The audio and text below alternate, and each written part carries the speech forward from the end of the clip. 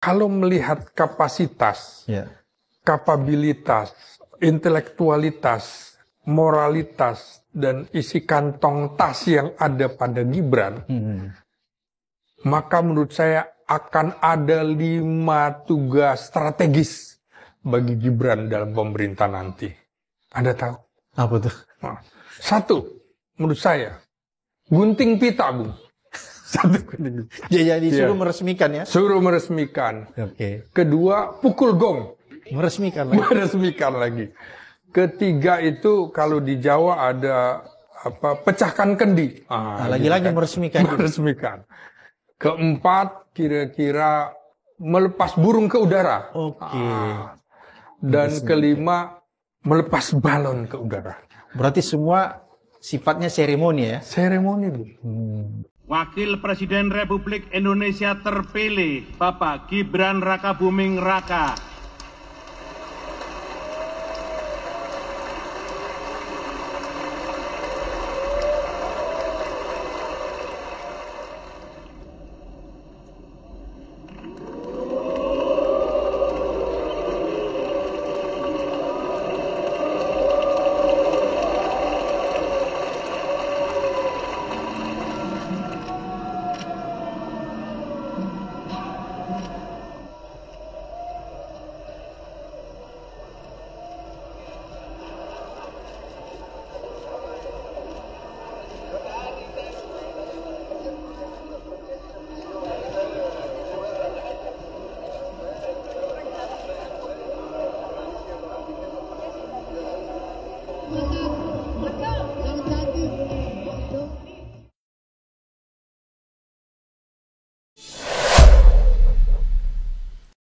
Cegah pembusukan politik, segera copot Gibran.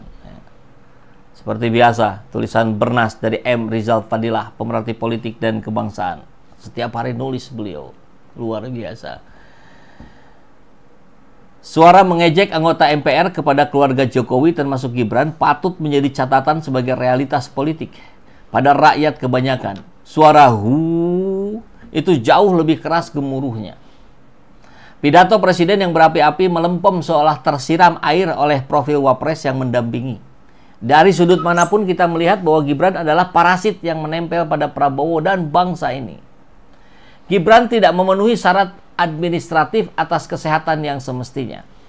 Dengan fufu fafa ia menampilkan diri berperilaku tercela. Sulit menepis atas kepemilikan akunnya. Gibran bertahan karena ditolong oleh ayahnya dan publik tahu akan hal ini.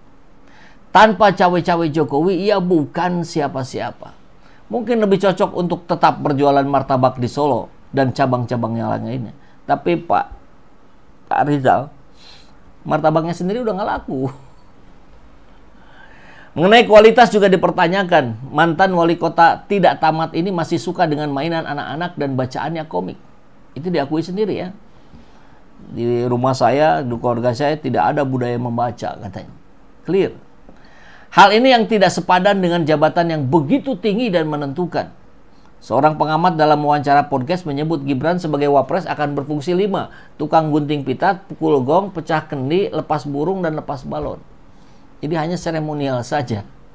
Berbagai penyakit baik perusakan konstitusi, demokrasi, hak asasi, moral, dan agama akan membahayakan stabilitas pemerintahan. Pemerintahan Prabowo tentu. Gibran bukan kohesi, tapi kuman penggerus kewibawaan pemerintah. Rakyat akan menyerang istana dari pintu-pintu bututnya Gibran. Prabowo terlalu beresiko jika terus melindunginya. Melindungi sama saja dengan bunuh diri.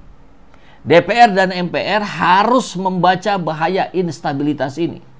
Melakukan antisipasi dini sebelum proses pembusukan terjadi. Pidato pelantikan Prabowo tentang pemulihan kedaulatan rakyat mesti menjadi spirit bagi DPR dan MPR untuk menempatkan diri sebagai lembaga yang lebih aspiratif dan terbuka. Saatnya untuk mendengarkan suara rakyat. Beberapa sikap politik DPR dan MPR yang akan dinilai aspiratif antara lain: pertama, DPR lakukan koreksi atas undang-undang yang tidak berpihak kepada rakyat, undang-undang Cipta Kerja, undang-undang KPK, undang-undang ITE, Minerba, dan yang lainnya.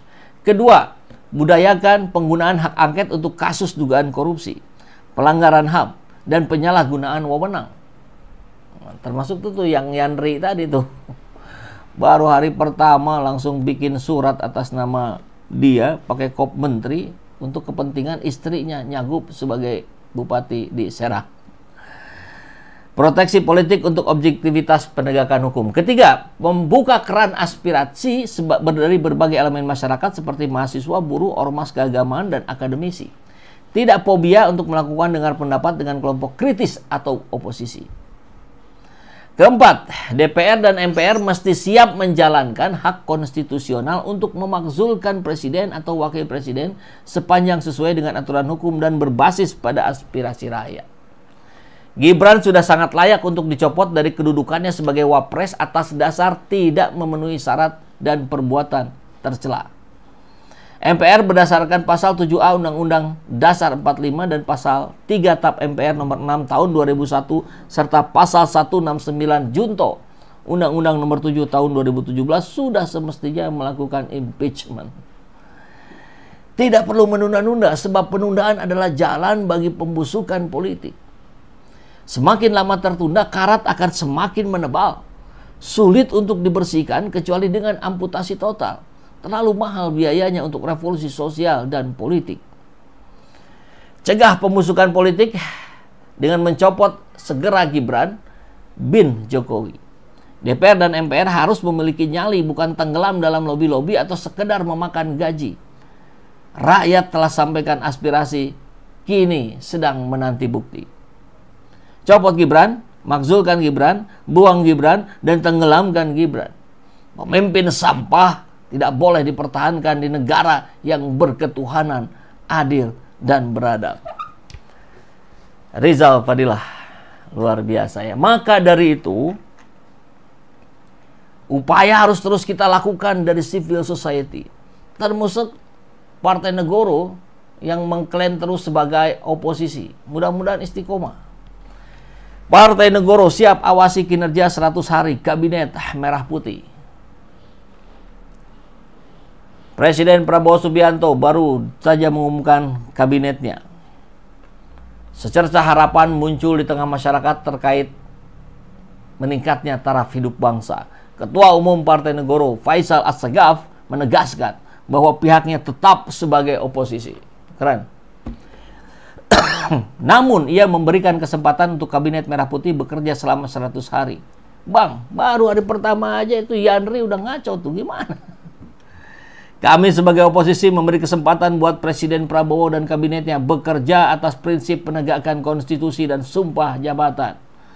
Ini disampaikan Faisal yang dikutip dari akun media X pribadinya Senin kemarin ya. Kami akan menggalang seluruh jaringan progresif, mengawasi, memantau, dan mengevaluasi kinerja pemerintahan baru untuk 100 hari ke depan. Sejauh ini Partai Negoro dikenal kritis dalam menyoroti kinerja pemerintahan Joko Widodo. Kalau kritis di Jokowi harus kritis juga di Prabowo. Di mana-mana kita harus kritis ya. Karena itu tanda kita menggunakan akal waras kita. Tanpa menteri, Pak. Karena dianggap Mahfud disoroti Mahfud MD. Kop suratnya karena dianggap kegiatan pribadi tapi menggunakan kop surat kementerian, Pak. Oh iya, itu bisa kita koreksi nanti itu kan, tapi sekali lagi tidak disalahgunakan, ya kan? Tidak dibelokkan, ya kan? Intinya saya terima kasih kepada Pak Mahfud yang sudah mengkritik itu dan insya Allah tidak akan kita ulangi lagi. Tapi hari ini murni betul-betul hari santri, hari ulang tahun haul mak kami dan syukur kepada Allah Subhanahu Wa Taala. Tidak ada unsur yang lain. Yandri Pan yang bikin surat haul ibunya di Serang menggunakan kop surat menteri. Pada undangannya itu untuk satu kecamatan. Bayangkan logikanya. Undangan untuk perangkat kecamatan, desa, RT, RW, ya. Skop suratnya Kementerian Desa. Luar biasa. Itu turun drastis itu, downgrade. Allahu Akbar. Dan sekarang dia sudah merespon. Tentu harus dia gercep dia. Kalau enggak, habis dia ya. Tapi saya kira dengan begini pun dia sudah habis. Hari pertama diawali dengan buruk. Ya sudah, kesananya makin buruk. Beginilah kalau sendal naik meja. Fasilitas negara dipakai untuk kepentingan pribadi. Banyak pejabat model star syndrome kayak begini. Nggak kuat power, nambah dikit, langsung serampangan pakainya. Ya emang barangkali ini baru ya, nggak pernah pengalaman jadi menteri. Jadi dia merasa... Kayak kita coba dengerin deh. Menteri Pak, karena dia dianggap Mahfud disoroti Mahfud MD kop suratnya karena dianggap kegiatan pribadi tapi menggunakan kop surat kementerian Pak. Oh iya, itu bisa kita koreksi nanti itu kan, tapi sekali lagi tidak disalahgunakan, ya kan? Tidak di... Oke, itu nanti kita koreksi, tapi yang pasti itu tidak disalahgunakan. Yang dikoreksi apanya?